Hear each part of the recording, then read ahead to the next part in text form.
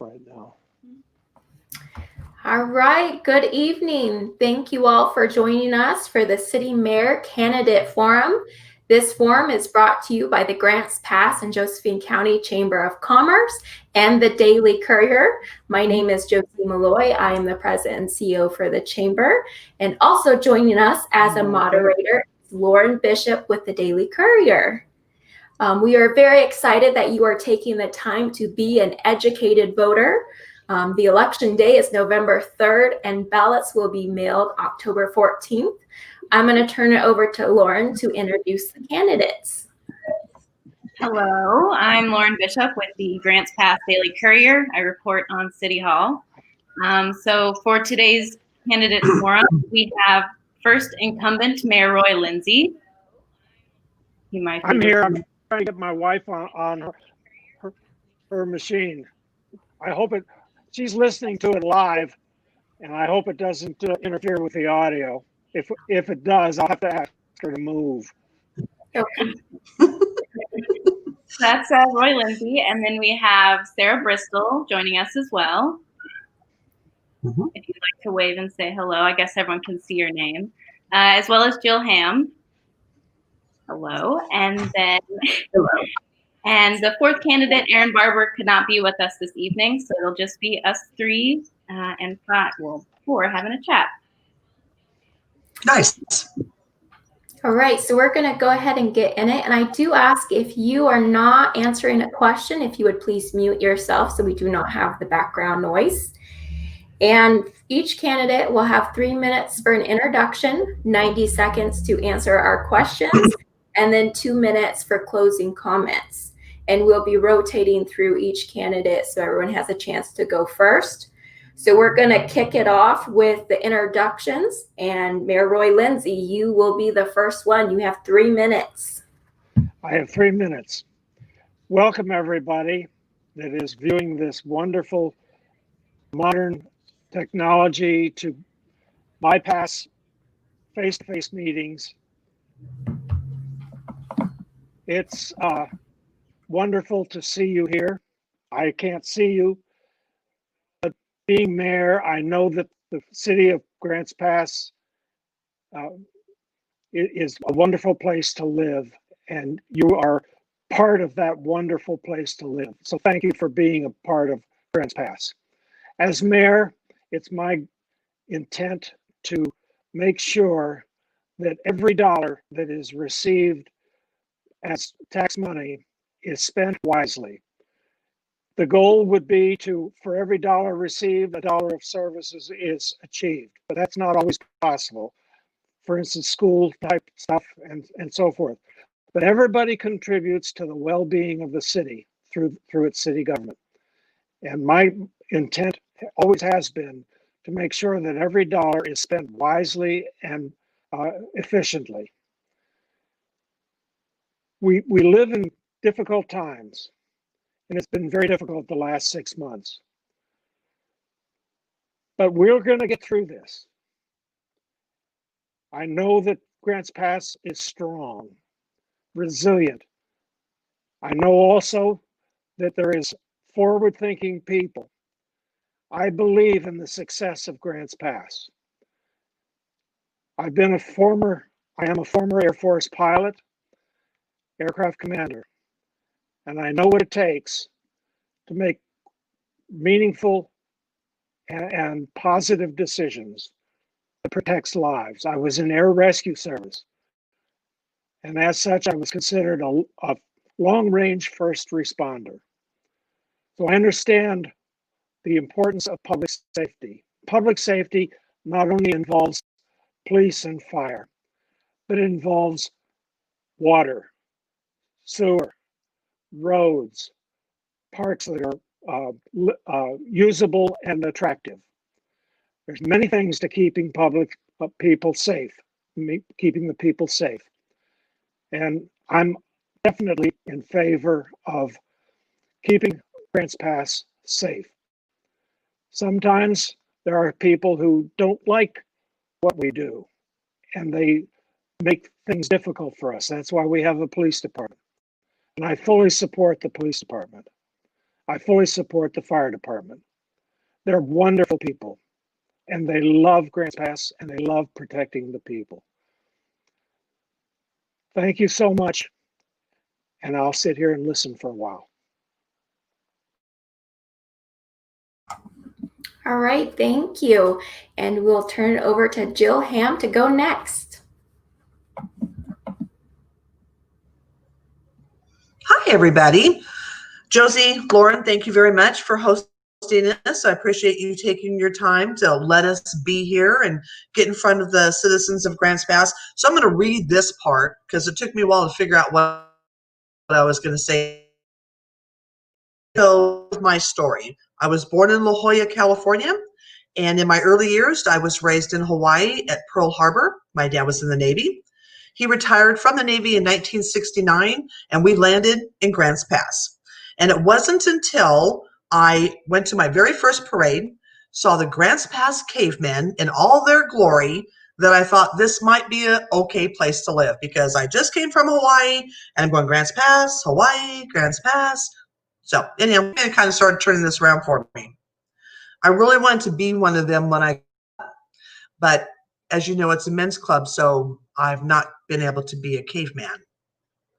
But as I was growing up, went to school here at Grants High, graduated from Hidden Valley High School, first graduating class out of a brand new high school, which was quite an experience. I learned what the caveman did, what their purpose was, and why they did it. They were here since 1922 to promote Grants Pass because of our national monument.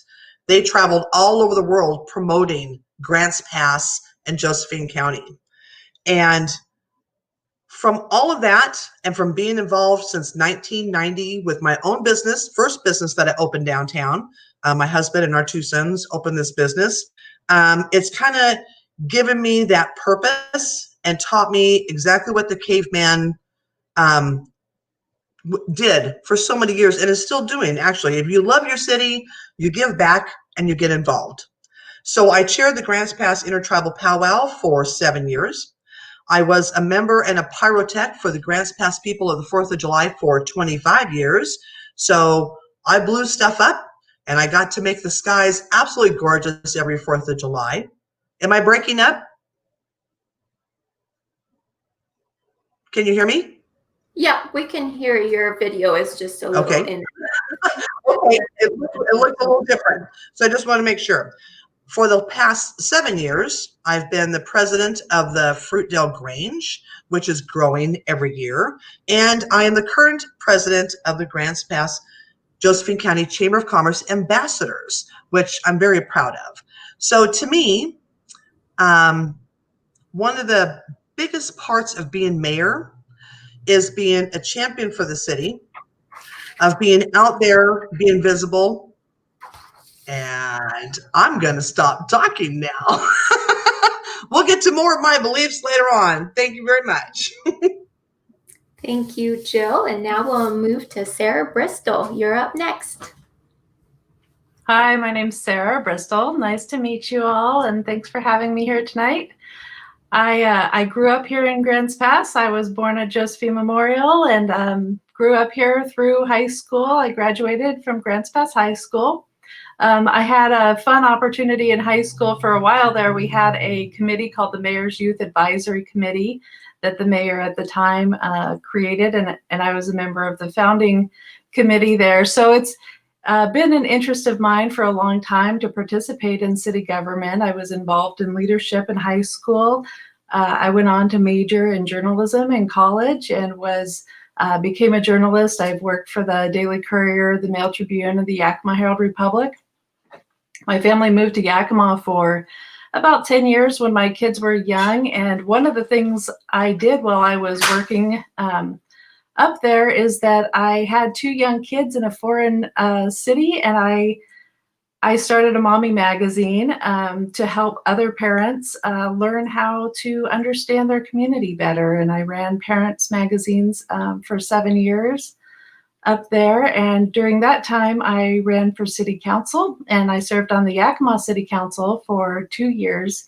It's about the size of Medford. Yakima is about 3 times bigger than Grants Pass, and that was a wonderful experience where I learned a lot about being an elected official and serving on a council and having a role in city government, what makes things tick. So I think I can bring that experience back here to Grants Pass. My family returned 7 years ago, raising my kids here. They both go to Grants Pass High School now. So that's kind of fun to have them go to the same school that my mom and I both attended. We enjoy Grants Pass. I mean, for us, it was a choice to come back here. When my husband had the opportunity for a job, we were glad to do it. We love Grants Pass. It's a great little town. We have a fantastic downtown core. It's beautiful. There's thriving shops. There's good people. The outdoor recreation is awesome. We've got good access to the coast and different recreational opportunities. So I'm happy to be here. When I came back, I joined the tourism committee. So I've been a member of the city's tourism advisory committee for 3 years now and took part in the PAVE committee that was held over the last year and a half to reevaluate our tourism program. So I've been involved in 2 different city committees and decided that it was a good time to get more involved. So looking forward to talking and telling you more about myself later tonight. Thank you. All right, great, thank you. And I'm going to turn it over to Lauren to start our questions. Yes, so now that we know a little bit more about the candidates, the first question is, what do you see the primary roles of being mayor, and what would your main focuses be as mayor? I should probably say who goes first. Jill, if you'd like to start us off. Button. So to me, the main focus of being mayor of Grants Pass is to lead the council, to obviously, as the charter says, be a tiebreaker. But to me, it's also, excuse me, really representing the citizens, listening to them, and giving them a voice, because we are here to serve the citizens of Grants Pass ultimately. So if I were to be mayor, I would really want to make sure that all of the council members, before we come up for a vote, are very aware, have had the opportunity to ask questions before they place their vote, and just encourage participation from citizens and be out there and be a caretaker for the city, but also be a cheer of the city. That's it. Wonderful, thank you. And then Sarah, if you'd like to go next, primary roles and what the main focus would be for you if you were mayor. So I believe the role of the mayor here in Grants Pass is to run the city council meetings. The mayor's a non-voting position, except in cases of a tie, and the occasional veto, which you hope you don't have to use. But for the most part, setting the agenda, kind of setting the pace of meetings, and just when things are going to appear on the agenda. I agree with Jill. You want to make sure that council has adequate time to research issues, ask their questions, make sure that they have heard public input, and had adequate time to deliberate. At the same time, you know, government can go painfully slow sometimes, and so you have to find that balance between taking your time and studying the issues and dawdling or going too slow. The mayor does represent the city at various other functions, you know, sometimes serving as a liaison to groups outside of the city, working with the county, maybe state, different things like that. So I guess my primary focus would be to work on transparency, communication, sharing information. I've dedicated my career to sharing information, so I would definitely work on improving communication both within the council and with the citizens. Thank you. Thank you. And then lastly, Mayor Roy Lindsay, Primary roles as mayor and what your main focus would be. I'm a graduate of the Ford Family Foundation Leadership Program and was selected to be an assistant in future classes that I helped with after I had graduated from the second class. Leadership is really important. And leadership is not necessarily being in front, it's support. Supporting those that support the council, support staff, making sure that everybody communicates and works well together, which we do right now. We have a wonderful staff and council works very well together and the communication is open. The mayor also has the responsibility to, as Sarah and Jill said, to make sure that everybody has an opportunity to participate. My philosophy is that I wait until the end, if anything that I feel has not been said, I will enter the conversation.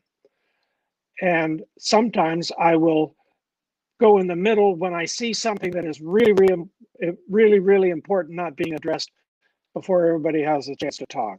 I've done that very seldom, very few times. So making sure that everybody has an opportunity to communicate is really important. And being the face of the council of the city is really important. Getting to know people and be a part of the conversation in many different ways. That's it. All right, thank you. Now we're going to move into our next question, and we'll start with Sarah for this one. What is your assessment of the level of trust citizens have with city government? What would you want to do to either maintain or improve the level of trust? I think our level of trust here has taken a hit over the past couple of years. I think that citizens of Grants Pass probably, for the most part, believe that we have a good city. They want to live here. There are a lot of things going well for Grants Pass. We do have a good police and fire department. We have nice city parks. Our roads are paved. But I think among some of the decisions made by the council over the past couple of years, the transparency issues, trust issues could stand some improvement. So I guess one of the things that I would do, I think we need to remember to include the public in the discussion and be more proactive about getting information out to the community.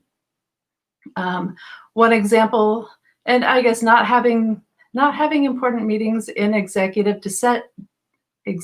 session, in workshops, I guess this would be a major goal of mine. Hard to think of it in 90 seconds, but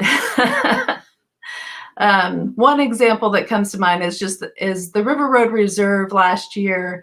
The council pretty clearly made the decision of who to sell that property to before they made the decision to sell the property in a public forum. And I think that was wrong. And I think people were frustrated by it. And we need to be careful about doing things like that defy trust. Great, thank you. And now we'll move to Mayor Roy Lindsay. You're next. Level of trust is really important. The council has taken many steps to make sure, and past councils as well, to make sure that the information is out there. Right now, we have many public service announcements going out, which detail what's going on. We're very active with social media, and the meetings are televised and recorded for downstreaming at a later time. The comment was made about executive sessions.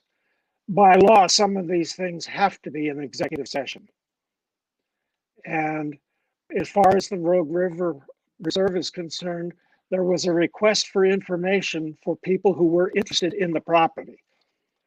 And the council decided, and those were public. And so they decided, The mayor has very little to do in a decision process like that. Just facilitates the meeting. So the opportunities for trust are out there. We send out now a bi-monthly newsletter. So the opportunity for communication is there. It's up to the public to take advantage of the many opportunities to gather information. And it's really important to realize that government cannot run on its own. It takes an informed public to be a part of it. And that is where the level of trust really comes from. I trust the public, and the public needs to be aware so that they can trust the city council. All right, thank you. And now we'll move to Jill Ham. So Roy, I agree with that the city does offer a lot of opportunities for the public to be informed.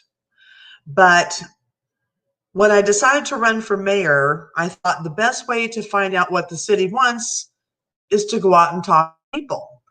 So I have spent the last several weeks, as much as possible, out questioning and listening to their concerns. And the trust is one of them. And mostly the transparency of what's going on. They feel like decisions are being made and they don't understand how it's getting to that point. So I very calmly tell them that the Grants Pass City has a wonderful website. Look at the agendas. You can look at the meeting notes, the programs, or the council meetings on there every week. And if you don't have time to sit and watch it then, you can come back and watch it. So, and you also have the opportunity to reach out to your city councilor, whoever is in your ward, and also the mayor, and ask those questions. It's very difficult, obviously, to do it in public right now because the limited amount of people that can be in there, but just educating them on how they can learn about what's going on, but figuring out a way of allowing them more of a voice, I think is very important. Great. And I will take the next question. So, Mayor Lindsay, this will go to you first. Currently, the mayor, along with the council president and the city manager, work to set the agenda for workshops. How do you view this responsibility, and how would you make decisions as to what goes on to the agendas and when? I take that activity very seriously. The council president, myself, and the city manager meet a week before the business meeting, the Wednesday night meeting, and we set the agenda. Our meetings can last upwards of 2 hours, just setting the agenda, looking at all the issues that are on the list, what is the best timing, what is the workload for the meeting. Sometimes we have to delay things a little bit because the agenda for the next meeting is so heavy, so overloaded, that we try and balance so that we don't spend 3-4 hours in a meeting. We try and keep it down to about 2 hours, 2.5 hours. And that is one of the main things, because as some people know, long meetings, the longer the meeting, the slower the work gets done. And so keeping it down is really important. And we take the agenda very seriously. And all three of us work very hard to make sure that it is a balanced agenda and that the appropriate things that are really important get priority. And in that way, then we're able to conduct meetings as efficiently as possible. Thank you. Thanks.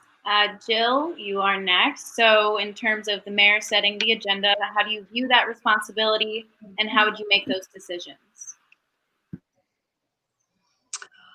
Well, it's obviously a very heavy responsibility, but you're working with the team in order to do that, like Roy said.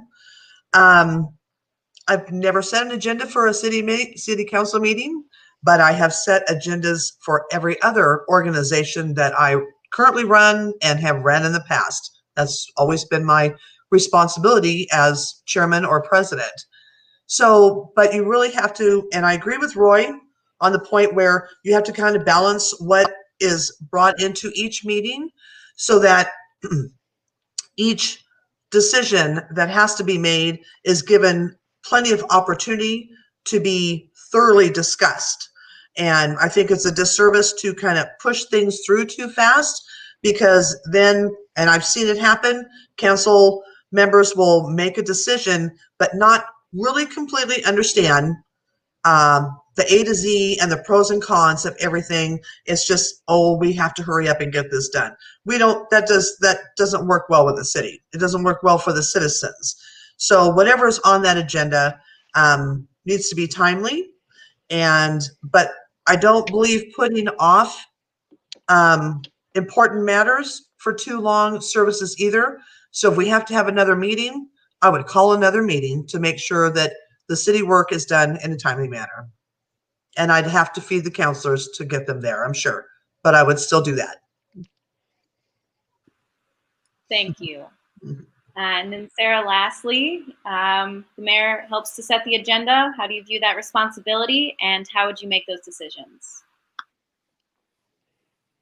Yeah, I think setting the agenda is one of the primary tasks that the mayor participates in addition to running the meetings.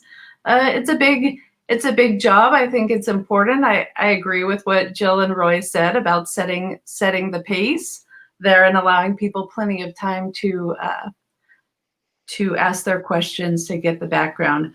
A couple of things of note, I guess, similar to setting the role of the meeting is one topic is consent agenda. That's kind of been in the news lately because we've had some issues where there were items on the consent agenda that went beyond kind of purely cursory decisions. You know, your consent agenda is for things that don't really require discussion. They're things that the council's already agreed to and is signing off on without discussion. And in a couple of instances, the council members have wanted something to come off the agenda. And as far as I'm concerned, and kind of standard Robert's Rule practices, there's a no questions asked. When a council member wants something to come off the agenda, it does. You put it off later in the meeting and you come back to it. So I would definitely take advantage of that change. And then with workshops, I think we've gotten into a situation where sometimes we're having too much deliberation during the Monday morning workshops. And those should be held to background and questions and not deliberations. All right, great, thank you. And we're moving on to the next question. And Jill Ham, you will be beginning this one. How do you plan on helping businesses continue to thrive while we continue to deal with the challenges and regulations because of COVID? Please provide specific examples. Well, so I assume you're talking mostly about our downtown. Bigger corporations, they have national policies that they follow. But our downtown is struggling. The restaurants and their little mom and pop shops. I was just having a kind of a discussion today with a few of them, and they have to kind of work collectively. I've seen this over the years. I mean, I've been involved in downtown businesses one way or another since 1990, and they've always thrived when they are working as a co-op, whether it's advertising, whether it's events, whether it's sales, whether it's promotions. We're coming up on Christmas, and I would highly recommend that some kind of a downtown Christmas promotion be brought up and be implemented. We've done those in the past and they're always successful. But I would encourage them to kind of think outside the box a little bit, be safe, but also be open, be there for the citizens to come shopping and work with the people around you. So That's kind of where I would go. That's what I would tell them. All right, thank you. And Sarah, you're next. Well, the city did do a couple of really good things right away when when COVID started. One was giving out some small business loans and or grants rather. Those were facilitated through state and federal dollars, I believe. And it would be wonderful to continue to look for any sort of opportunities like that to help small businesses. And then we also created the parklets in the downtown, which are the little extra outdoor seating areas. Those have been a big hit, and I know that businesses are really interested in keeping something along that line going even after COVID is over, which is hopefully soon. But I think it's important to remember that we do have a lot of businesses that are outside of the downtown core that are also small businesses and restaurants, and continue to look for ways to help them. As we just all go through this together, I think one thing we can all do, everybody can do, is just remember to shop locally, and that we don't have an Amazon here creating jobs. So our local businesses, and that does include stores like Fred Meyer and Walmart and Winco, they employ local people, so they are local businesses, even though they're chains. But shopping locally rather than online, as much as possible, can help keep our local people in jobs and working while we face this economic downturn. Great, thank you. And Roy, you're up next.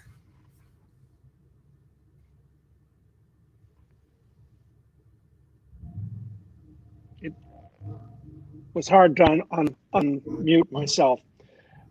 The grants were wonderful.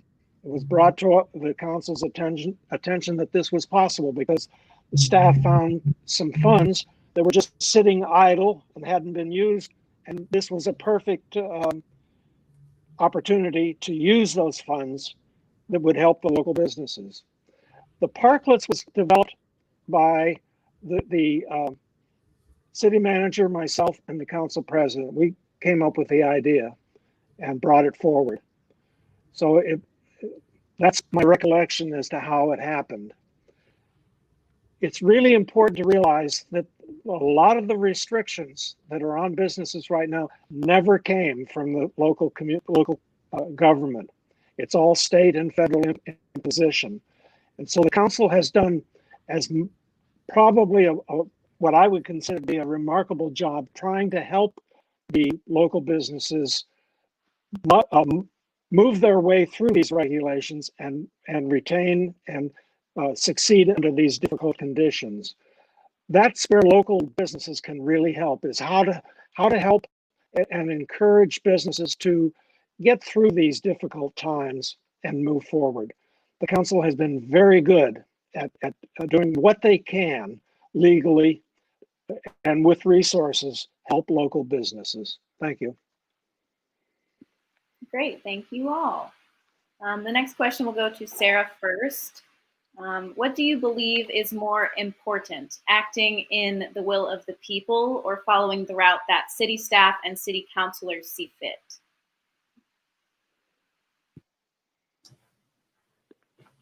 All right.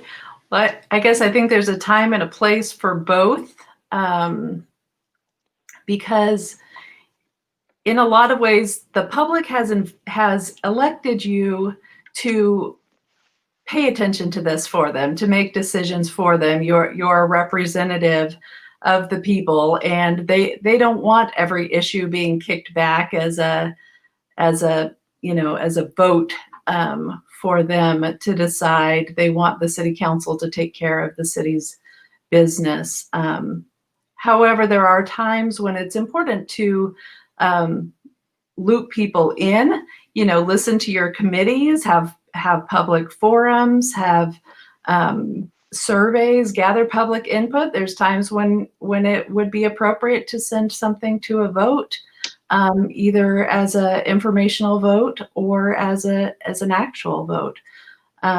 So I think there are different situations where either option would apply, but always, gathering in stakeholders. I think it's so important, especially to listen to city committees and really involve them in the process, because we do have a number of advisory committees where people have been appointed to those committees as experts or as citizen representatives to really focus on important issues, tourism, housing, economic development, bikeways, parks, all kinds of different things, and to really use those people to help be your sounding board. Great, thank you. Mayor Lindsay, you are next. What is more important, acting in the will of the people or following city council and city staff recommendation? I'm going to say that it's everybody. The council must take the broad view.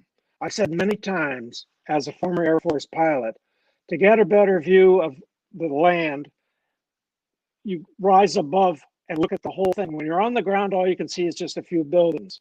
But when you're in the air, you get the 20,000-foot loop and you see what's over here, what's over there, what the impact is there, what the impact is here. And you have to balance and try and find a solution that meets the needs of as many people as possible and actually solves the solution. The committees are really focused in on just one particular area, and the council would be improperly taking advice if it didn't fit into the larger picture. The reason we have advisory committees is to give us a view of those particular areas. But if it impacts other committee or some other area, then we need to take that into consideration as a council. In terms of getting information, there's all kinds of opportunities. The staff even sends out surveys about something involving a particular area. So it's really, really important to have a broad perspective of what's going on, a broad perspective of what's needed, and even broader perspective of what's possible and legal, as well as having the resources to make it happen. Thank you. Thank you. And then lastly, Jill, acting in the will of the people or following city staff and city council recommendations? I agree with Sarah and Roy. There we go. No. So the will of the people is very important, but also the council is voted in by those same people. And I love the fact that we have intelligent volunteers, citizens that are sitting on these committees and these commissions that bring forth the ideas. I mean, they do all the research. They're out there hopefully taking surveys and talking to people.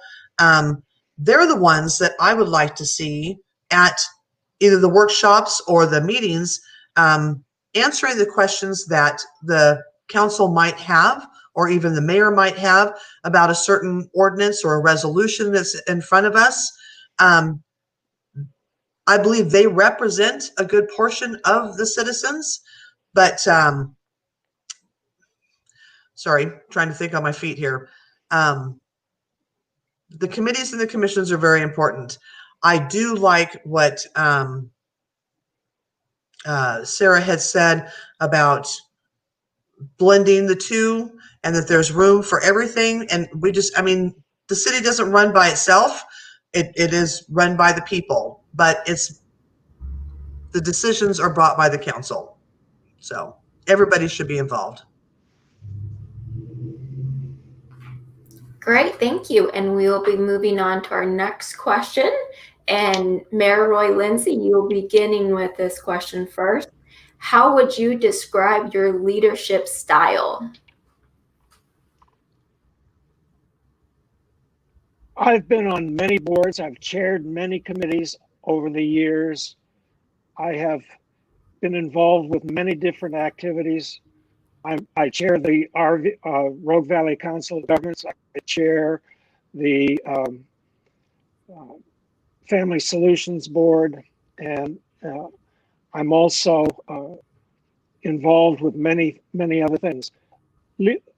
Leading a group is at times a very difficult position to be in, because there are oftentimes so many diverse opinions, and the role of the mayor is to try and lead people to come to a consensus. The mayor can sometimes ask questions. I often ask a question that I know the answer to, but I feel that it needs to be asked and clarified in the thoughts of other people. And that is really important, because a good leader, a good facilitator, will try and bring out the inner workings or the important points that are not being discussed or even considered. And that is really, really part of the job of being mayor and leadership style. I try and get as much input from everybody as possible. Thank you. Great, thank you. And Jill Ham, how would you describe your leadership style?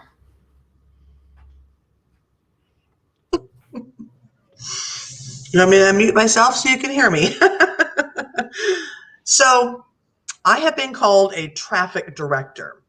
It's what I do for a living at the radio station and have for 15 years. But it's also how I kind of work within all the organizations that I belong to. So I want, as far as like agenda goes, I want input from the whole committee, all the members. Do you have something that you want to see on the agenda? And I know that running the city and the agenda there is a little bit differently, but multiple inputs always kind of broaden the horizon a little bit. I am creative and I'm skilled at encouraging people to become fully aware of what the subject is that we're talking about. And I encourage that. I want people to ask questions. There's no bad question unless you just don't ask that question. So I want the council to ask questions. And it was said the other night on Tuesday nights at council forum that the first year that mayor or council are in there, they're kind of afraid to ask those questions, afraid to look silly or stupid or not know their job.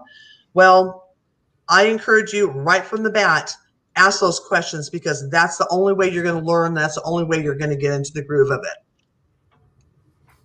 Great, thank you. And Sarah Bristol, how would you describe your leadership style? I would describe my leadership style as strategic. I like to understand the background of things first. I like to identify stakeholders. I like to collaborate and find out who's different people's motivations are, what their interests are, what their real goal is. Because I think, maybe more than consensus, finding compromise is important to me. I feel like sometimes consensus can be forced. And I don't want to do that. What I want to find out is what are people's true goals and how can we work together to make those happen? Because I think oftentimes we're, working towards the same thing, but in different ways. And then I like to put together a plan of how we're gonna get there together to make things happen. I'm a logical decision maker, and I'm never afraid to ask questions.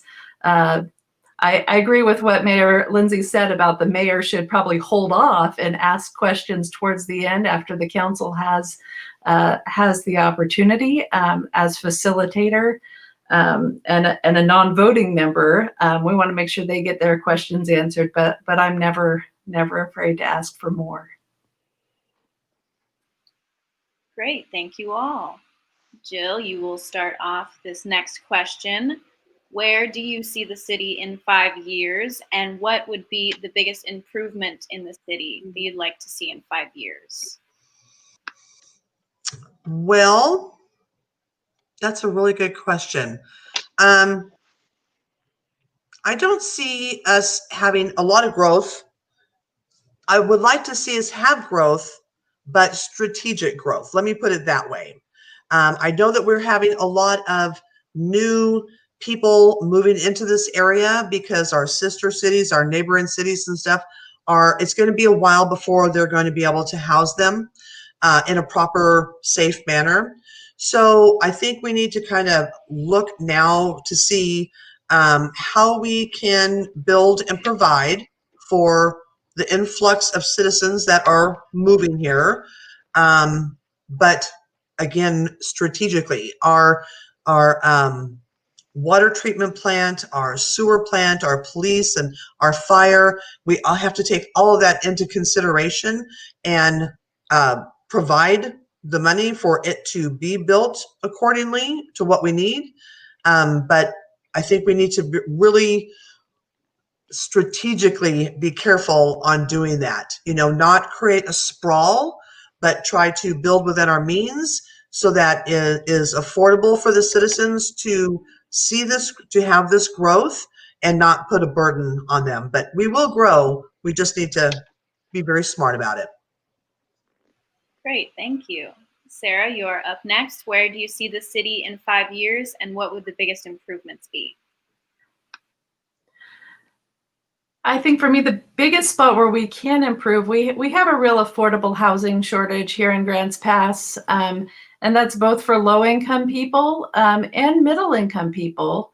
Part of that is a jobs issue, so I'd like to see us work on trying to attract more middle-income jobs and keep our education options strong. I do work at RCC, and RCC does provide a lot of great training programs for people to get into higher wage careers with not that much education, with 2 years or less.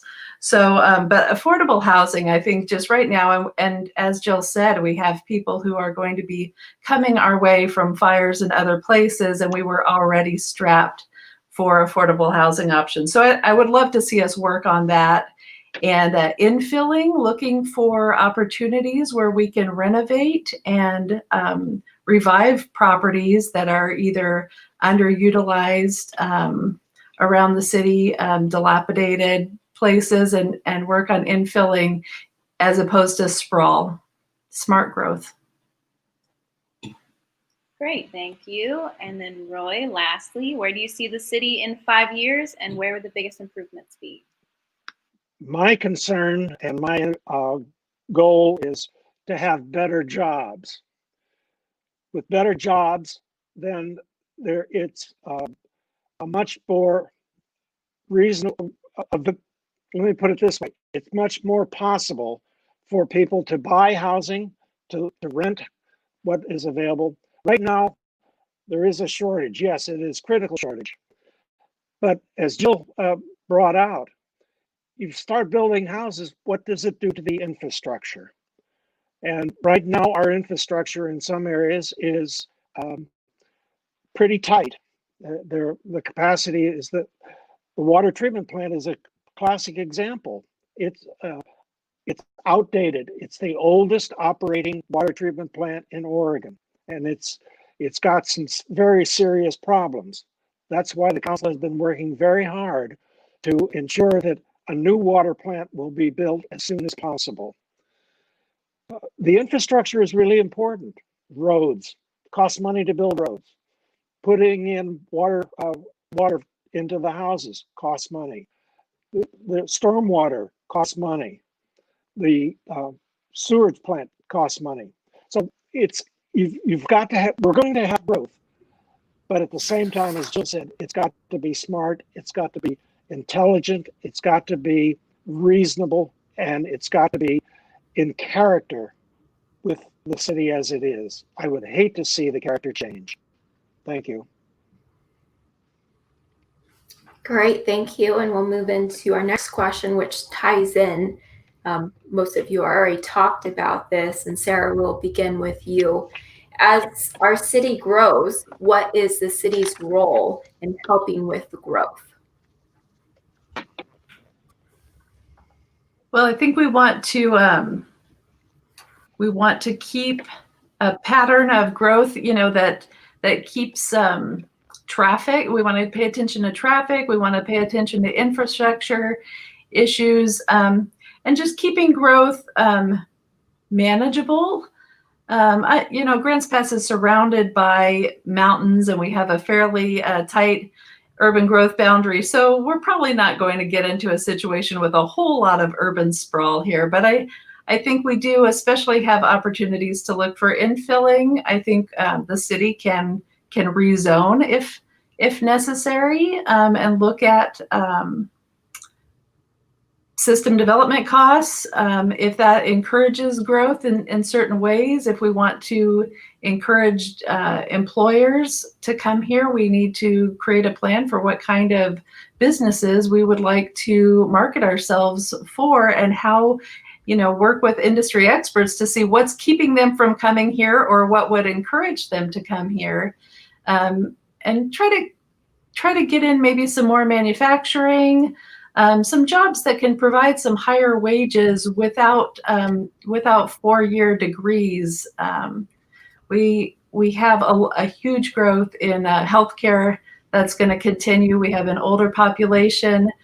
We need to continue to to support our college and educational opportunities for our young people as well as our workers. Great, thank you. And Mayor Roy Lindsay, as our city grows, what is the city's role in helping with that growth? The city participation in the growth is really, really important. As Sarah said, we do live in a bowl. Land available is somewhat limited, except going southwest out into the Redwood area. There's more room for growth in that area than around northwest Grants Pass, for instance. But growth needs to be controlled to an extent possible where it doesn't put a huge burden on the public, on homeowners and so forth. People talk about Spalding Park. Why don't you build something in Spalding Park? Well, where's the money going to come from to make that possible? It's going to cost $20 million to bring the water and sewer and stormwater infrastructure out to Spalding Park. And businesses are not going to spend that kind of money just to put in a couple acres of land for a business. So it's really incumbent to try and find sources, and we have been trying to find sources to make that happen. But unfortunately right now, the grant money and the source of things like that is very tight. And Grants Pass doesn't have much of an opportunity to compete. But we do a great job at it, but we're not like a Portland or something like that has a bigger population and a little more clout in getting money. We do a great job with what we have and what we can do, but managed growth is really, really important. Thank you. And Jill Ham, as our city grows, what is the city's role in helping with the growth? Well, we have to be strategic about it, that's for sure. Like everybody said, we have limited building potential, and so we have to take advantage of what we do have. And I completely agree with Sarah's assessment on using some of the dilapidated lands and the buildings that we have here and changing those up to make them in a usable, taxable space. So we can build single family homes, duplexes, triplexes, condos, which are becoming very popular again. But we have to really plan not just for next year or 2 years down the road. We have to look at what our infrastructure is going to be able to handle for 5 or 10 years down the road, and really hope that our planning and building departments are on the same line and stuff, and make it affordable for us to move forward in a very strategic growth pattern. We have people coming here for jobs because we do have some jobs here. They're not high enough wages, I think, for a single work family to be able to afford a home, but makes it pretty tough. So they're they're working here, but they're living in Jackson County. We need them here to buy homes, to rent homes, to add to the tax rolls so that our city can afford to pay for a little bit of this growth. So it's hard putting the burden on homeowners. So I also think we need to be creative in ways that we can make more money for the city for what we need to do. That's it. Great. Thank you. So we do have a question in the chat. Lauren, did we want to ask that question? I would actually like to expand off of that question because I think it brings up an interesting point. So the city in 2021 is anticipating a roughly $1.6 million budget shortfall. Now, if the public safety levy does pass in November, which will be on the same ballot as this election, there will still be hundreds of thousands of dollars that need to be made up in the city budget. So what would be the best way that you see that shortfall being made up, whether it be additional fees, budget cuts, or as the viewer comment suggested, the potential sale of some surplus city properties? Who would that be? Roy Lindsay, you will go first. Okay. Yes, there is going to be about $1 million shortfall in the budget, but it is not an undoable thing. The police department has already identified a couple $100,000 over the 3-year period that can be used. In other words, extending the life of vehicles to the tune of about $100,000 a year. That is because, believe it or not, getting the SUVs as the police cars rather than the smaller Dodge cars has made a big difference because the SUVs last longer. They don't take the beating the way the smaller cars did. And so going back when that decision was made was really anticipating a point where we don't have to replace the vehicles as often as possible. That's one savings. There are other areas as well.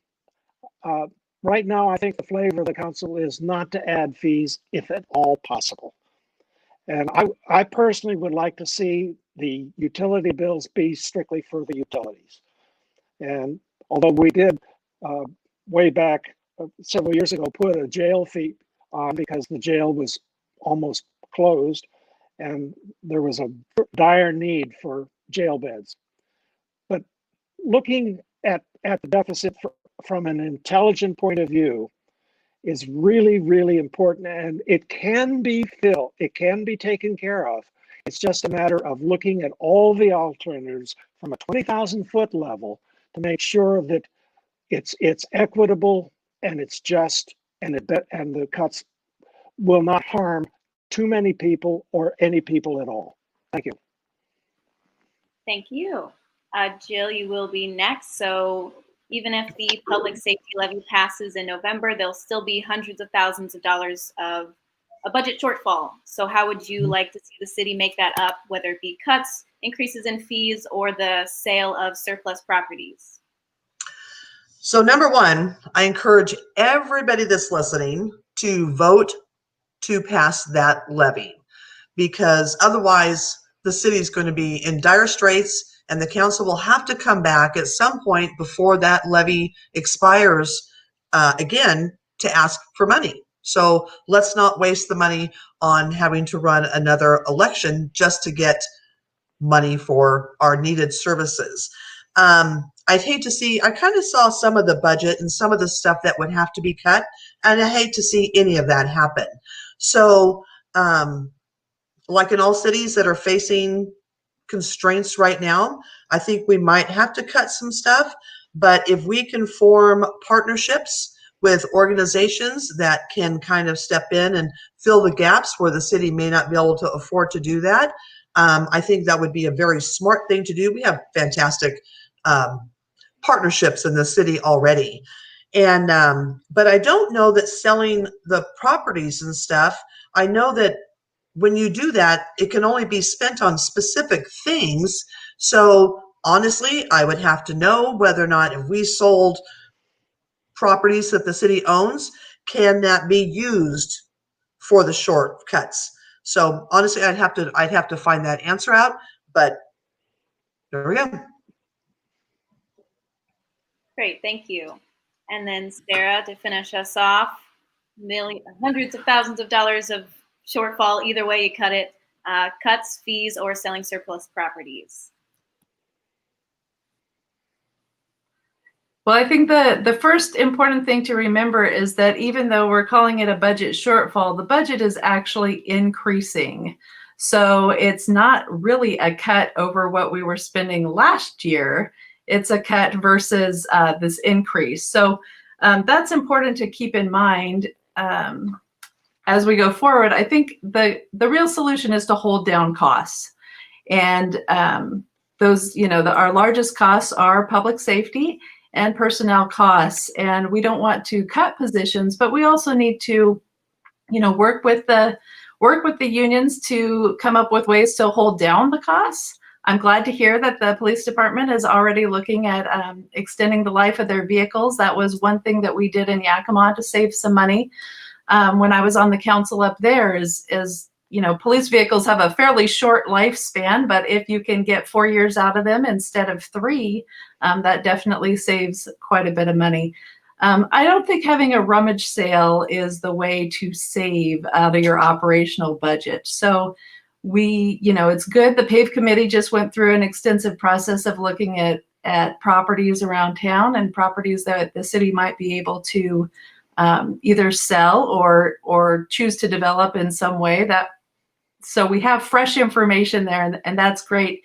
And some of those properties can be used for very specific reasons, but the fact is selling those properties is just a one-time Band-Aid solution to the ongoing problem of the operational budget, which is just going to keep expanding.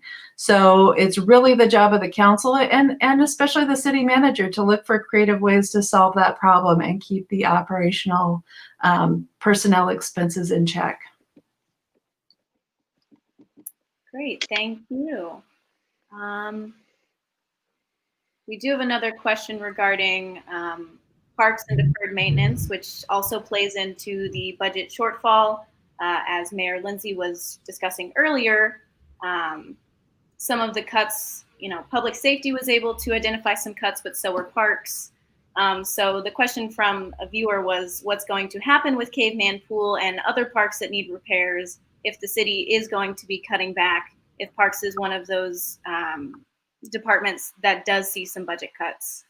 Looks like Jill, you would be up first.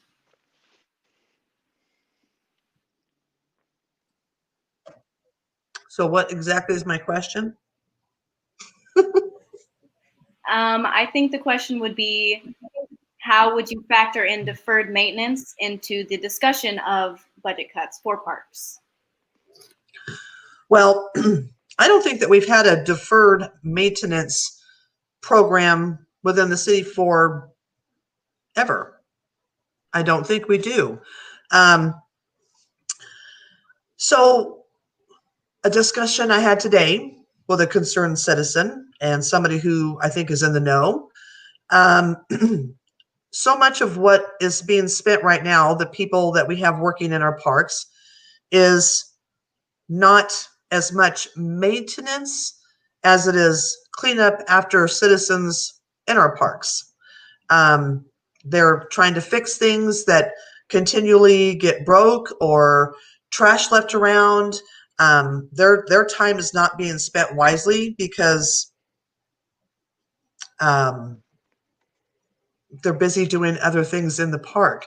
So, but as far as adding a deferred budget now, I'm not sure that that's in the cards financially for the city to be able to do. I mean, you're talking probably $500,000 a year just to add that to the budget. And I'm not sure that that's going to work. So again, I think partnerships with organizations, you have large bicycle groups, you have Boy Scouts, you have Granges, you have all sorts of people in this town that love those parks.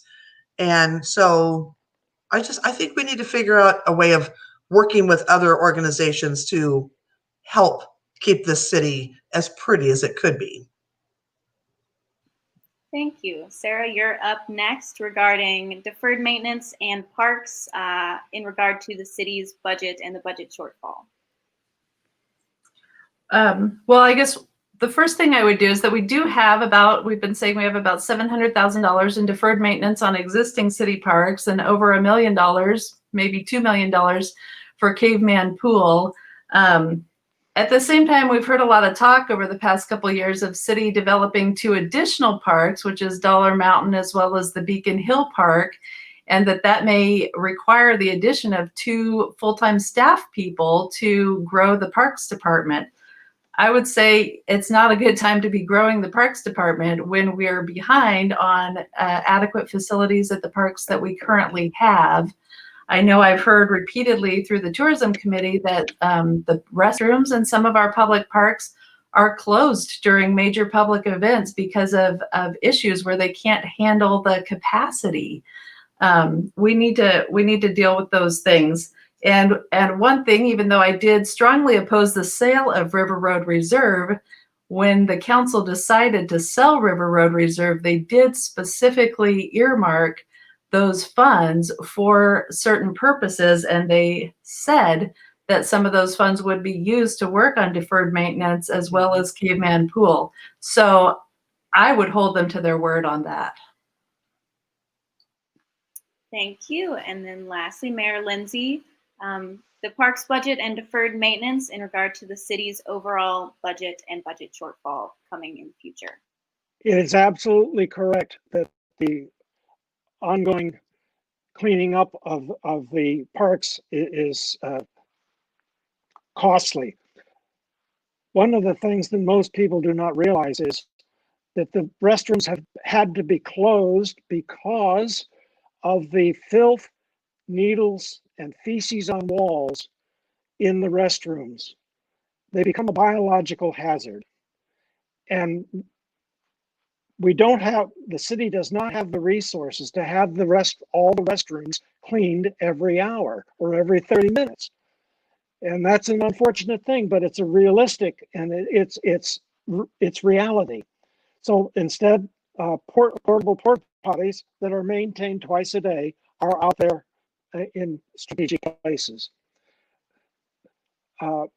It's unfortunate that there is a population that loves to trash our restroom, break sinks, and do all kinds of nasty things. It's unfortunate. Dollar Mountain was bought for a specific reason. It fulfills a need in the city for a park where mountain biking can be done.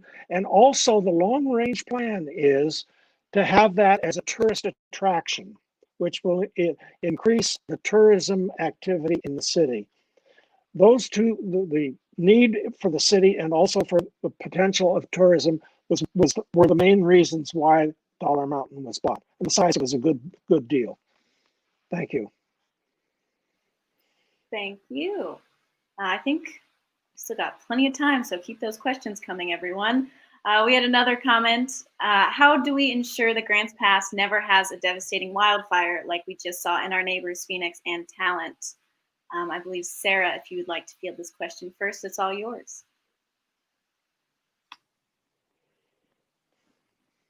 Well, that was certainly scary and devastating, awful what happened in Phoenix and Talent. And I think we've seen this happen in a couple different cities in Northern California. And we have residents now who have come from those cities, and we'll have the same from Phoenix and Talent. It's real important that we learn from those lessons that, first of all, wildfire isn't always in the forest. It can definitely happen to our cities. So I'm not personally a fire expert. I do think we can work with fire experts, and we need to work on those wildland interface areas. We've got, areas up in the Beacon Hill, going over to B Street Hill, different places around town that are definitely forested areas right on the outskirts of our cities. And wildfire can certainly start there very easily. However, the Phoenix fire, I don't believe, was started by natural causes. This was started by arson or transient fire, and that could definitely hit in any part of our town, unfortunately. So we do need to keep our fire department strong. I think we've got a great department now, and we need to continue to work with different agencies to rely on their expertise for what we need to do going forward. But it's certainly something we should learn from.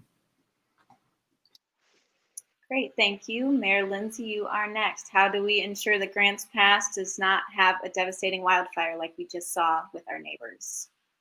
The city is trying very hard to make things like that not happen. Another reason why the city purchased Dollar Mountain was to make sure to enable it to be less of a fire hazard.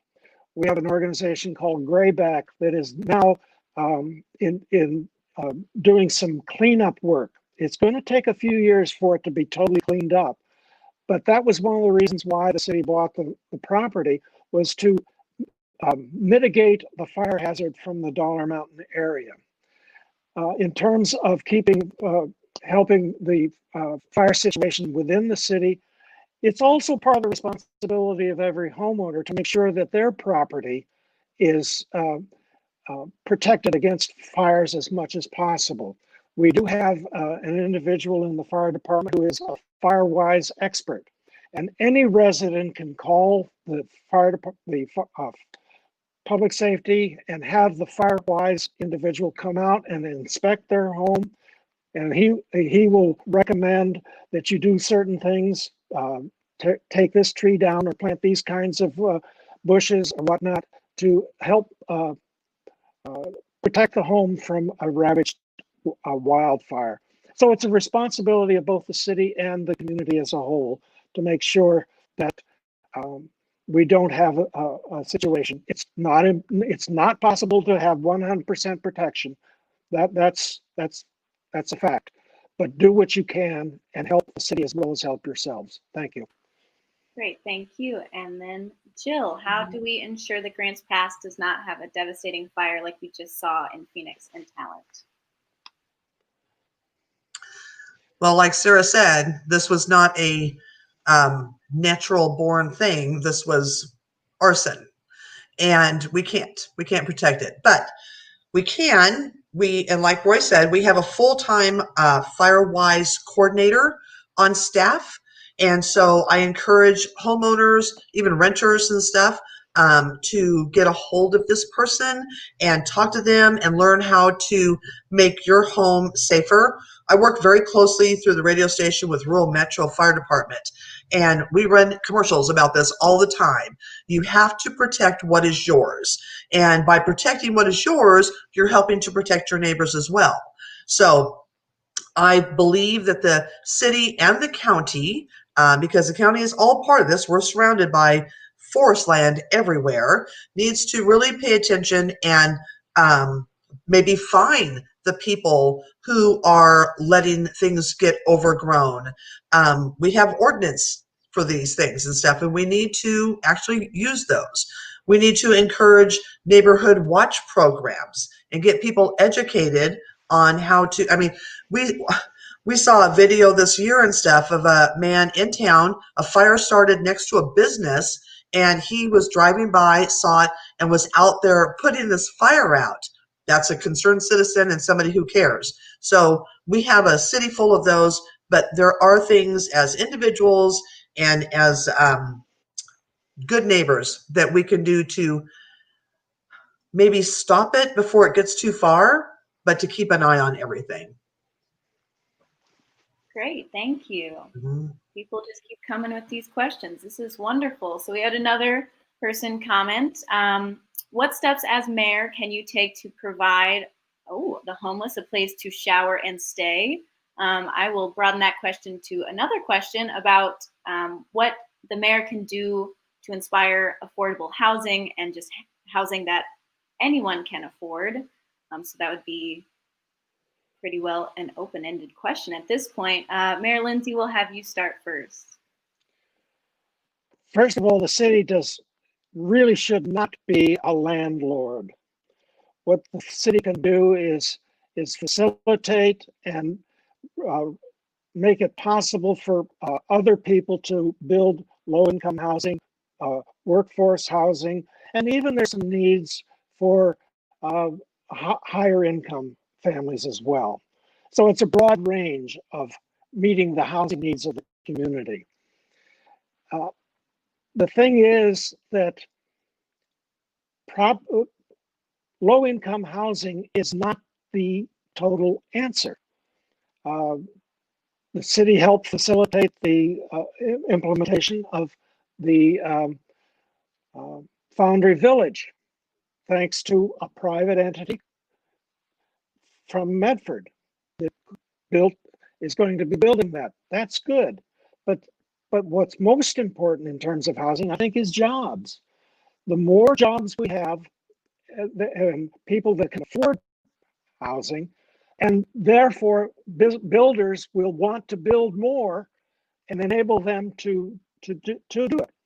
Now, I don't like the idea of stacking and packing. It just is. I've seen it happen in California where I used to live, and it has really changed the character of the community in which these stack and pack were built. Now, I like to keep the character of Grants Pass intact as much as possible. Thank you. Thanks. Jill, you'll be next in terms of what steps the mayor and the city can take to increase affordable housing being built in the area, as well as address the homeless issue that we do have in the city. So I agree with Roy. The city should not be landlords for that, but they should facilitate and work with builders and organizations to come up with some ideas. So I am a firm believer of a pay it forward program. And Lauren, I mentioned this to you one time.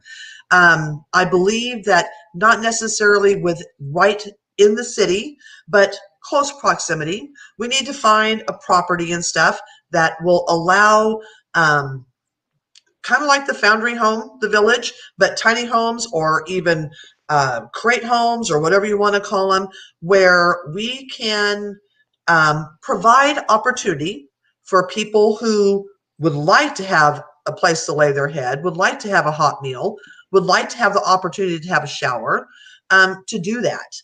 But in exchange, you can go out and you can clean the streets for so many hours a day. You can do some weeding. You can do things and stuff that would help beautify this city and earn that right. And not necessarily a right. Everybody has a right to that, but earn the opportunity to have that. And, you know, they used to have those kind of in the YMCA days, and we don't have that anymore. So I do believe that every city should provide something like that, but not necessarily be the landlord, but try to facilitate with organizations within our city and county to bring something like that forward. Thank you. And then Sarah, if you'd like to finish us off, affordable housing and helping out our homeless population that is here currently. Okay. Yeah, we have you know, two different problems, I guess, two different kinds of homeless populations. For one thing, I think we've seen an increase in both over recent years. I know at least the whole West Coast has really seen a boom in kind of transient street people, campers. I've up in Portland recently, you know, just saw people camping out on the streets with actual tents, you know, 10 tents in a row on downtown sidewalks. And we don't want that to happen here, but we are starting to see an increasing number of street people. And of course, we have the lawsuit going on right now with the city about homeless campers. We need to find a place for these people to be. They need to have restrooms that they can use. It's really not acceptable to close city park restrooms for all of us because they can't be cleaned. Same thing with the downtown welcome center. You know, if we can clean a porta potty, we can clean a welcome center, but we need to find real solutions and not just have temporary toilets sitting around in our downtown core. As far as the homeless goes, we also have this invisible homeless population of people who are forced out by affordable housing, and we need to look for opportunities for transitional housing, such as the tiny homes, apartments. We need duplexes, multifamily homes, apartment buildings. And we have an affordable housing issue that affects people like me. I mean, my husband and I are a 2-income family, 2 kids, and the houses here cost twice as much as they did in Yakima, where we moved from. So, we're priced out of the market, even with a relatively high income for this town. So I think we need to look at a lot of different types of problems and a lot of different types of solutions. Thank you. We have another question from viewers. So they said, will you make the whole city of Grants Pass cut curbs on your sidewalks for disabled people? But I think we can expand that to how can the city and the mayor increase physical accessibility anywhere in town, including the downtown area. Jill, you can start us off. Okay, let me tell you, my best friend is a blind man. He grew up in this town. He moved away. He lost his sight. He was a logger, and obviously he couldn't do that job anymore. And so by luck and by chance, he is now a fantastic massage therapist. He lives at the west end of town, and his shop is at the northwest end of town. So he walks 6th Street and 7th Street every day. He goes to banking, he goes shopping, he gets around. There are poles in the middle of our sidewalks that have these big boxes sticking out that a stick will fit under there, but your face is going to find that box. And he's been injured a few times with that. There are the crosswalks and stuff. Some of them are aimed to where the sticks, you're put the stick out there, and it aims you right out into the intersection. So I'm not quite sure who installed some of those, but they're improperly installed. We have crosswalks for wheelchairs that when it rains, you can't get there because they're underwater. So I think we have a issue with the ability for the handicap to traverse our cities. And now they have, I mean, I love the parklets. I love helping our restaurants, but blind guys don't see tables in the middle of sidewalks or a shift in pattern. And yeah, that's caused injury and issues and stuff. So we have some work cut out to us because we have a lot of disabled and visually impaired people here. We need to think about them. Thank you. Sarah, you are up next. How would you like to improve physical accessibility in our city, especially the downtown area?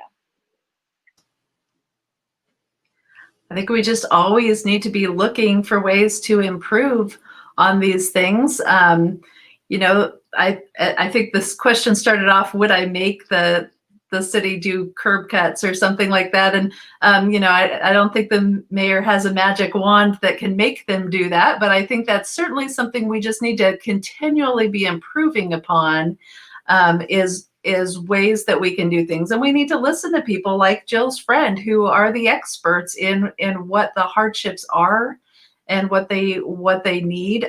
We have a large elderly population, and these are definitely things to keep in mind, is parking, accessibility, curb cuts.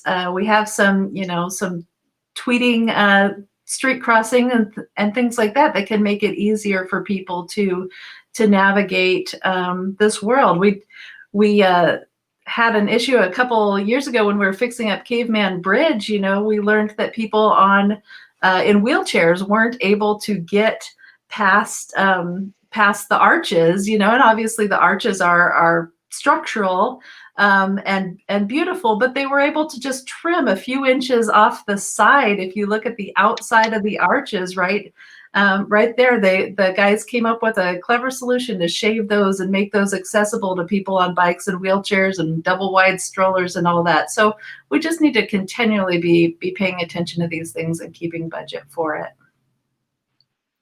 Thank you. And then Mayor Lindsay, you are last. The question did start about cutting curbs on sidewalks for accessibility. And then I expanded that into general physical accessibility in the city, in the downtown area. A few years ago, when the city learned that ODOT was going to refurbish the Caveman Bridge, at that point, almost immediately, the comment was made how to make the sidewalks accessible for people in wheelchairs. They were told it's not going to be done. And continuous pressure from the city council and other people, ODOT finally said, okay, we'll figure out some way to do it. So that's where the city council really had an impact on that. The curb cutouts, regulations on those change. They've changed at least once in the last few years. And unfortunately, installing a cutout now is somewhat expensive compared to what it was a few years ago because of the change in regulations. And so that having them to be more expensive means that they can only do just so many with the funds that are available. So I'd like to be able to say we'll convert all of the curb cutouts as needed to the new requirements, but that's not financially feasible at the moment. So the streets department does what they can with the resources that they have. And so again, you've got to take a look at it from the point of view of a 20,000 foot level. What's the impact overall? Thank you. Thank you. I think we've touched on a couple of these topics, so I wanted to bring up this point. I think as we all know, Grants Pass thrives on tourism. So how do you see the city bouncing back in the wake of both COVID-19 and the wildfires, tourism and local businesses, as those are so interconnected? Sarah, if you could go first.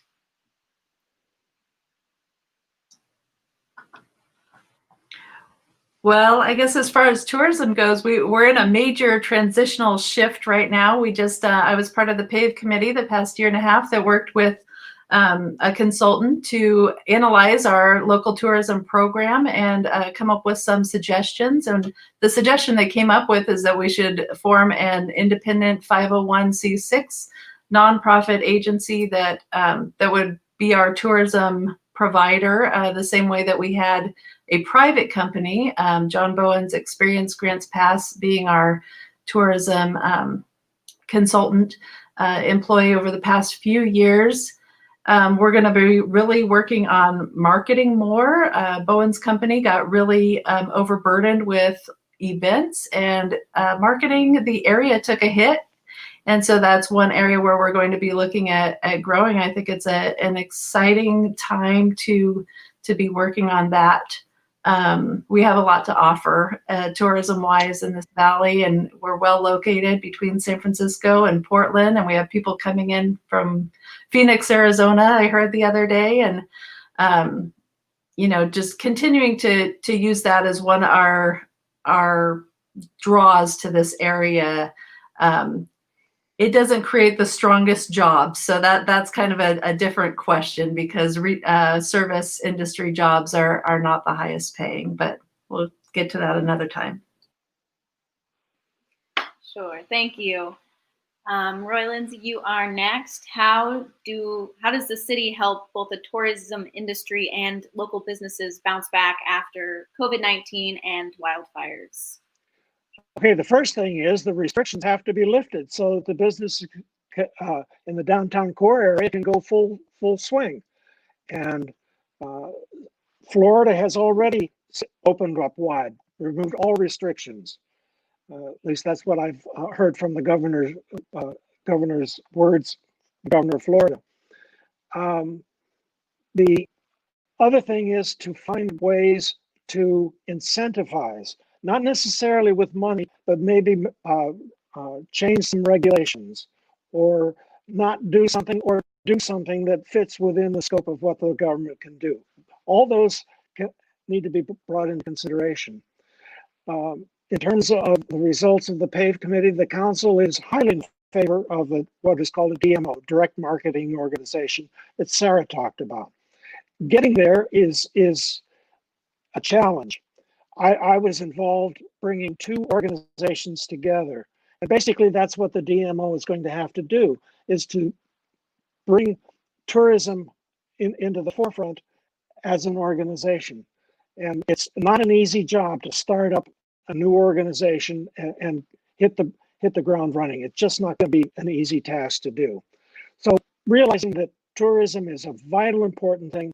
Dollar Mountain, various other activities that the council is involved in, gives the opportunity for tourism to increase. And that's really what is important, giving the incentives and opportunities for tourism to increase and become an even better attraction, an attractive place to visit. Thank you. Great, thank you. And Jill, last but certainly not least, how do we bounce back after COVID-19 and fires for our tourism industry and for local businesses? Well, like Roy said, and Sarah, we have to get past this. And I hope we do, but it's a science thing, so we'll see what happens in the universe on that part. But I have to say, I disagree with the DMO. We have our transient tax, we have 30% of that goes towards tourism. And right now, I don't think that putting the expense of putting together a DMO and coming up with a new board and retraining everybody to get them ready for tourism for Grants Pass and what the goals are for the tourism of Grants Pass is a priority. We have a person on staff that's doing a rather good job. He likes doing that job, and the money is focused on tourism and not on building another unneeded organization to do that. He's using local businesses, which helps the economy to build tourism. We're doing a lot of, I say we, I'm not doing anything right now, but he's doing a great job. And by partnerships, so we have a Chamber of Commerce, which I'm obviously a huge fan of, that needs to be a partnership because they got this down pat. They have the people, they have the organization skills. And if the city and the chamber can work together and other organizations as well, I think that collectively we would see very good growth in tourism over the next few years. And I think that needs to be given the opportunity first. Thank you. Hmm? Josie, I feel like I have completely overtaken this. Is there any questions that you have from the chamber side that you'd like to add before we start thinking about wrapping up for the evening? Well, I think one, and it's actually in the chat too, that we would like to ask is what are your suggestions for bringing in more higher paying jobs? And I think we'll start with Roy Lindsay for that one. Thank you. Bringing in jobs with higher paying means that the businesses have to have the facilities and the infrastructure to do it. Mom and pop industries are great. They're the backbone of the small businesses are the backbone of the American economy. And some pay well, some don't. But to have good jobs, we need the industry aspect that provides employment for good jobs. And where are those businesses going to go? There is some property up on Washington Street that could be used. And of course, Spalding Park is a prime example, 70 acres out there that can be used but it's not ready for businesses to settle there. So it's a hard problem.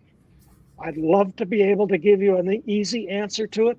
It's so multifaceted. Again, we got to look at it from a higher level and try and figure out exactly what can be done on a macro level.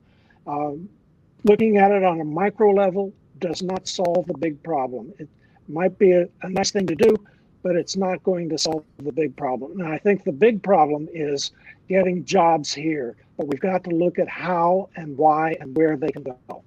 Thank you. Thank you. And Jill Ham, you're next. What are your suggestions for bringing in higher paying jobs to our community? So we have an economics development in town. Everybody does. So what I would really like to see is a little bit of creativity. So, okay, for instance, I'll just put this out there. I wish I had the money to do this myself. We have a movie theater in the Grants Pass Shopping Center that has been sitting vacant for years. And so one of the things and stuff that would create jobs and create tourism and create something for us to do on wintry days is you find these businesses like in Las Vegas that do virtual reality trips, and you outfit that, you re-outfit that. Just like we would refit homes and refit properties, we can refit some businesses around here too to bring in some tourism dollars and also to create jobs. And there's some great inventive people out there that are coming up with technology that doesn't take a huge space to make, but they're very high paying jobs. And most of those you can work from your home or little industry jobs or little office places or something like that. But if we can, like for instance that one, I would love to see a virtual reality ride center in that old movie theater, and let's make something out of it. We just need somebody to go find those people. I'll do it. I think it'd be fun searching for them. All right, thank That's you. fun. All right, and Sarah, what are your suggestions for bringing in more higher paying jobs to our community? I think the two areas where I really see a lot of growth potential are manufacturing and healthcare. Healthcare is currently our number one employer, and I think it's just going to continue to grow. I've heard that we have some challenges recruiting doctors and nurses to this area now because of the housing shortage. So this housing shortage is affecting even our highest wage earners, and that's really something that we need to tackle. But as far as manufacturing goes, we have little cottage industries squirreled away kind of all over town in the valley. There are actually hundreds of small manufacturers here in the Rogue Valley. It's kind of interesting. I've had the pleasure of touring Lynx Technologies over in Merlin, and it's really not a very big facility, but they make high-tech remote control pieces. We've got here in Grants Pass, we've got Katana Craft making boats. We've got Timber Products, Rogue Valley Door, Encore Ceramics. There's just a number of places, and these aren't necessarily, kind of your high-tech Silicon Valley type wage jobs, but compared to working in a retail outlet, minimum wage gas station jobs, these are jobs that require, some skill and some training. And we have a great facility here. I'll plug the college again to train these people up. We just opened had the grand opening for our Health Profession Center this evening. So we're definitely ready to train people. Great, thank you. Well, Lauren, did you have any other questions? We probably have time for one more if you wanted to. Put me on the spot here, huh? Or we can move into closing comments too. Yeah, I think that's probably for the best. We've covered a lot of topics, so I really appreciate all of your responses, and thank you to everyone that asked questions in the chat box as well. We appreciate that. So now we're going to move into closing comments. Each candidate has 2 minutes, and Jill Ham, you get to kick it off. Goodie for me. Okay, why do I want to be mayor of Grants Pass? This has been a vision or a dream, whatever you want to call it, stuff for almost 30 years. I really feel like I could do a very good job. I'm in tune with the city, with the citizens, and I'm just one of those citizens, but I'm a concerned citizen. And I really feel like I can make a difference. I can make a change, bring optimism and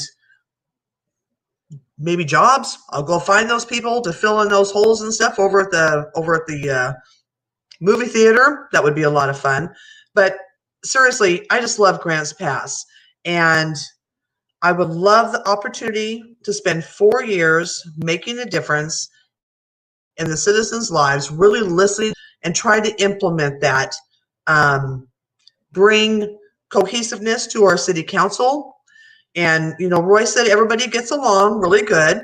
But we have a new council. We have a whole new set of people and stuff. Not everybody, but some coming in next year. And I would find it very exciting to be one of those new people and bring a good, steady leadership. I'm to speak up. I'm not afraid to say, hey, we don't have enough information. I'm not afraid to kind of put things out on the table for everybody to see. But I am a very good listener, and I've been doing a lot of that lately and talking with our citizens and ready for something different. I am something different, and I would love to bring my skills,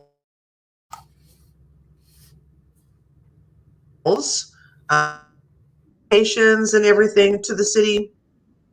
There's a whole I can say that cannot be condensed into 2 minutes. Now that Josie gave me my high sign, but if you want to know more about me, just visit my website, voteforjillham.com, or give me a call because everybody has my phone number, and I'll be happy to talk to you.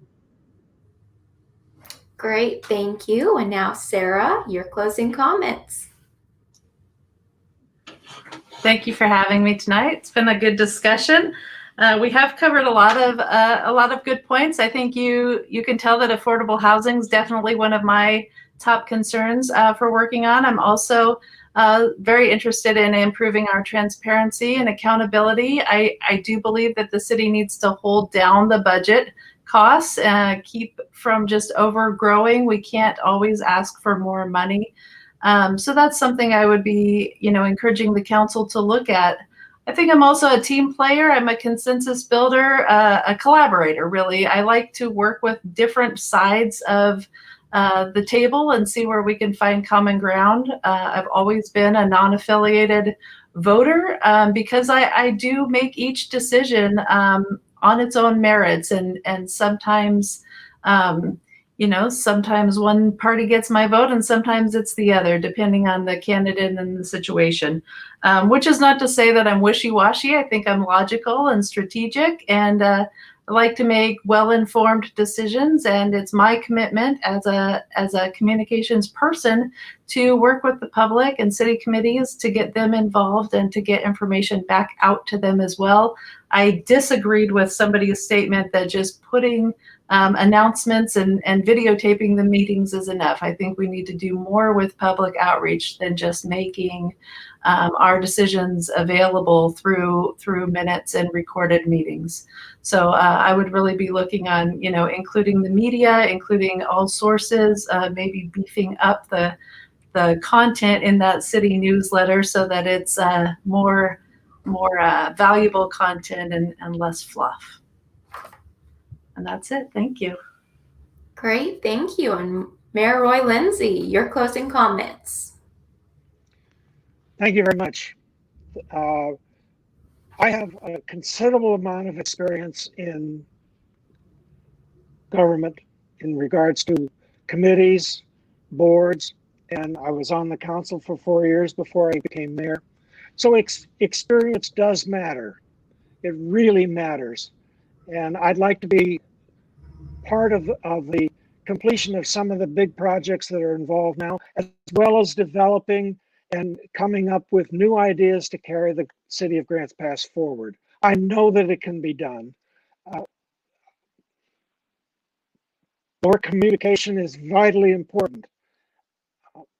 The mayor has an integral part of being a communicator and going out. I've gone out to several organizations and talked. I was just at one yesterday morning with the police chief talking about security in the city.